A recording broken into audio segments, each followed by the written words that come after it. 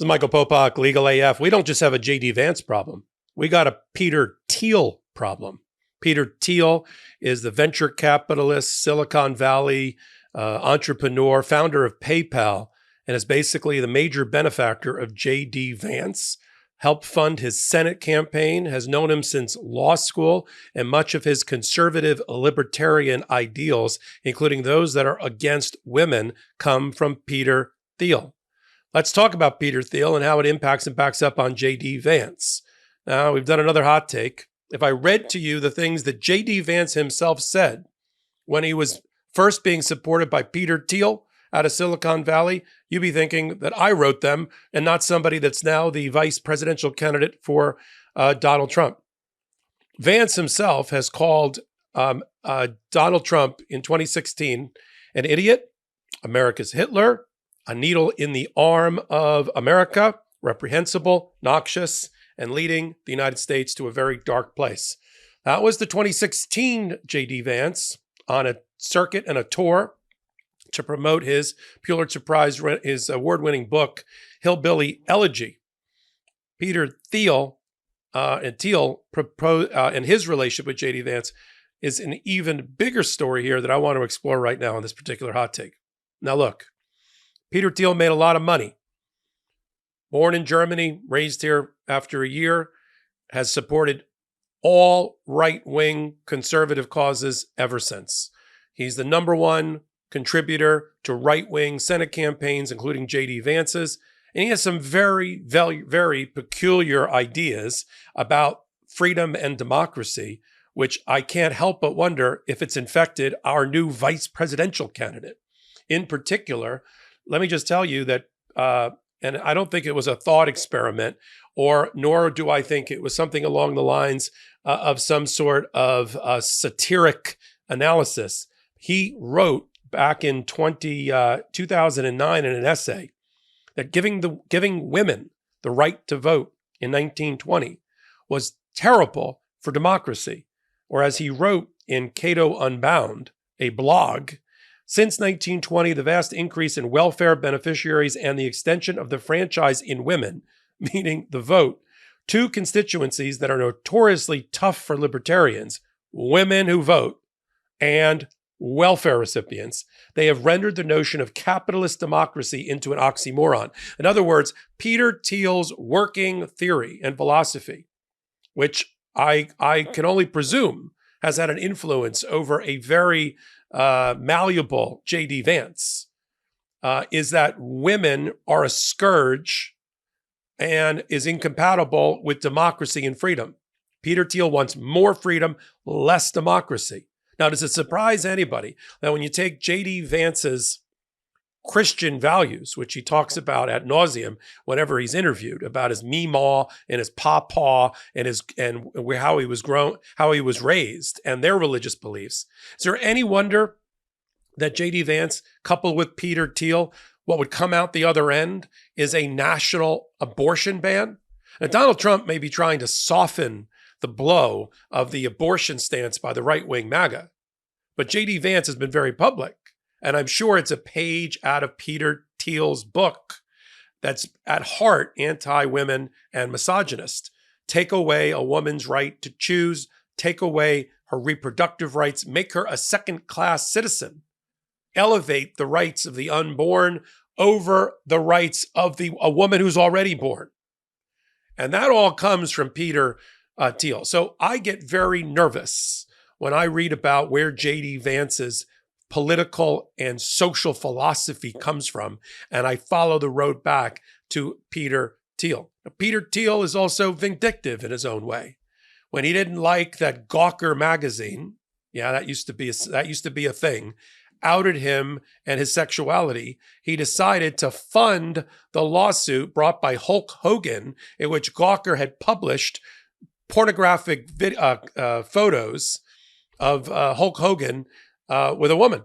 Well, in order to fund that suit, which was successful, Peter Thiel came to the rescue to pay back Gawker for what they did to Peter Thiel. The result, Hulk Hogan effectively owned Gawker and won that lawsuit with a multi-million-dollar judgment, all funded by Peter Thiel. And that's where we're at. Now, JD Vance has known Thiel, venture capitalist, Silicon Valley, since he was in law school, apparently. Just talk just briefly about JD Vance's life. Hillbilly Elegy, he says, is a memoir, sums up him growing up in that rural area in Ohio and all of that. And that he was a working white poor person growing up, raised primarily by his grandparents. He goes to high school, graduates high school, enlists in the Marines, ends up in a non-combat unit of the Marines in public affairs assigned to Iraq, says it shapes his outlook on foreign policy and government and foreign policy. He ends up going to Yale Law School. He serves a very short stint as a practicing lawyer. I think it's less than a year. And then he gives it all up and starts working for Peter Thiel in Silicon Valley, working for different venture capitalist funds, decides he's going to leave all that after just several years, writes Hillbilly Elegy, moves back to Ohio, and starts the foundation to help poor children, funded by Peter Thiel. When he decides to run for Senate, who's his big backer? Who's his biggest donation? The guy who doesn't believe a woman has a right to vote, Peter Thiel. He then, while JD Vance is on his book selling tour and he's appearing on national television and giving radio interviews on NPR, he bashes consistently Donald Trump.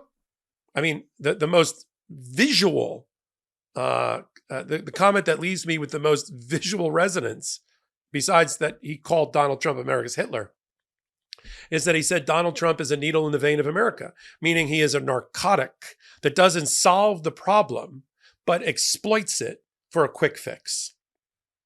And that he was an idiot and all of that. Many people are surprised to find out that I'm 57, almost 58, and that I'm a grandmother.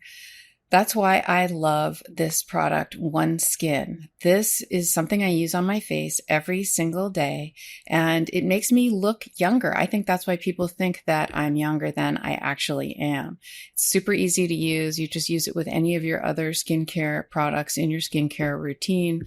And if you're like me, especially this time of year, you always wear sunscreen on your face. And this product, OneSkin, has a sunscreen that I use every single day to help protect my skin, but it also helps nourish my skin and repair my skin with this OS1 that they have, this specially designed ingredient. So I love it. It also, you use it on your neck area, and it gives you lots of protection, 3 different types, in fact, from their non-nano zinc oxide, their potent antioxidants, and their OS1 peptide, which is the ultimate defense against UV exposure, collagen loss, and cellular aging.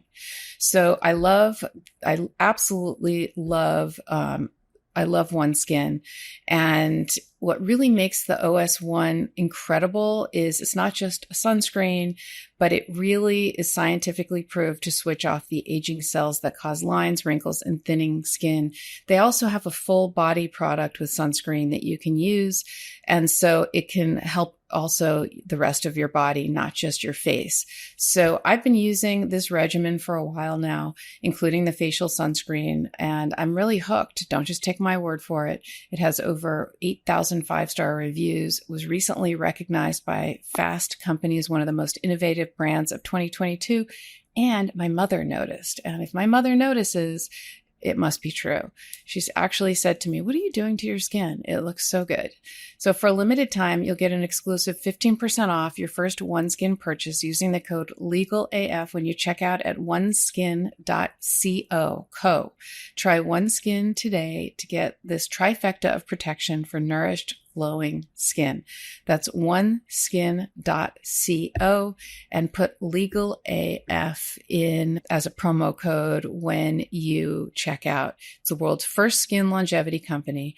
So by focusing on the cellular aspects of aging, OneSkin keeps your skin looking and acting younger for longer. Get started today with 15% off using code LEGALAF at oneskin.co.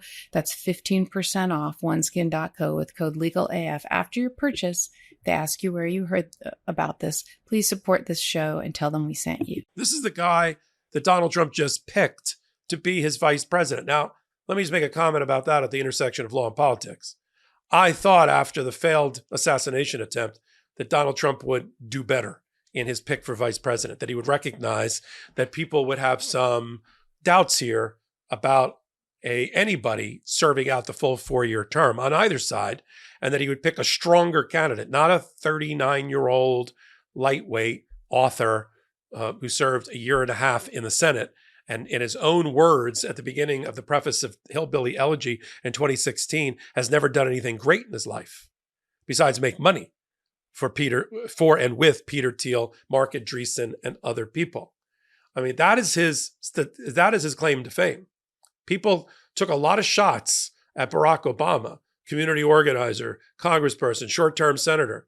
His resume blows JD Vance's out of the water.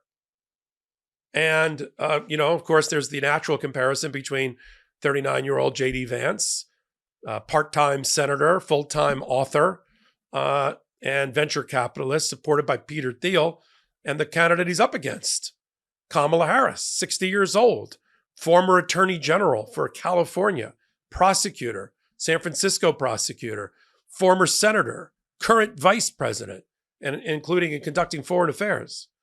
It's quite a resume up against JD Vance. JD Vance 2028, JD Vance 2032, maybe. Depends on what he did during that time. JD Vance coming off Pennsylvania with Donald Trump, meaning he could be the president a year from now. I mean, that's who Donald Trump wants to use to try to get elected. But my real concern here is that close relationship between JD Vance and Peter Thiel and how it has warped and influenced JD Vance's philosophy, his approach to women in this country. I mean, he's purportedly married to a woman who's a strong woman of character in her own right, who happened to have clerked for John Roberts, the wife, and for Brett Kavanaugh before he became a Supreme Court justice. So there's also a linkage there. She's now a white-collar litigator of some sort, and supposedly she trends liberal. But I don't think she's the one that's been influencing JD Vance. I think you got to go back to Peter Thiel. And I don't want Peter Thiel as my vice president. Okay? If he wants to go make a lot of money in Silicon Valley, and he wants to be an early investor in Facebook and PayPal, and he wants to write crazy things, so crazy that even Elon Musk wouldn't say them, about women, voting, democracy, and freedom, go have at it. But I don't want him puppet mastering the Senate candidate, vice presidential candidate who could be the president of the United States. We're going to continue to follow more about who the judgment call just made by Donald Trump. And one of the ways you evaluate a candidate for president is how he runs his campaign, how he runs the first big decision he has to make. Who's going to be his vice president? Well, we knew it wasn't going to be Mike Pence. JD Vance should do more research. The last guy to hold the job ended up almost getting indicted and had to go out and basically commit political suicide in order to avoid the insurrection that Donald Trump promoted. But apparently to people who are in their 30s, like Elise Stefanik in New York or JD Vance, who are lightweights, who are underqualified, whose resumes wouldn't get them hired by any Fortune 500 company, let alone, I'm not even sure what job on Capitol Hill JD Vance would get with that resume. But now he'll be a heartbeat away from the presidency if Donald Trump were to be elected. Look at the decision making. We'll follow it. And the spiritual and political advisors for JD Vance and how he got here. If it wasn't for Peter Thiel, JD Vance would not be a senator based on the amount of money that was contributed to him. And now that he's got to be beholden to this guy who's now got the ear of somebody who's going to be close to a president if something were to happen to Donald Trump and Donald Trump gets elected. It's the only way to put it. I'll follow it all here on the MeidasTouch Network and on Legal AF on Mondays. Where am I? On Wednesdays and Saturdays at 8 p.m. Eastern Time right here on the MeidasTouch Network. And then we're on audio podcast platforms of your choice. Follow me, Michael Popok, on all things social media and on Legal AF and on hot takes just like this one. So until my next hot take, until my next Legal AF, this is Michael Popok reporting. Heary, heary, Legal AF Law Breakdown is now in session. Go beyond the headlines and get a deep dive into the important legal concepts you need to know and we discuss every day on Legal AF. exclusive content you won't find anywhere else, all for the price of a couple of cups of coffee. Join us at patreon.com/legalaf. That's patreon.com/legalaf.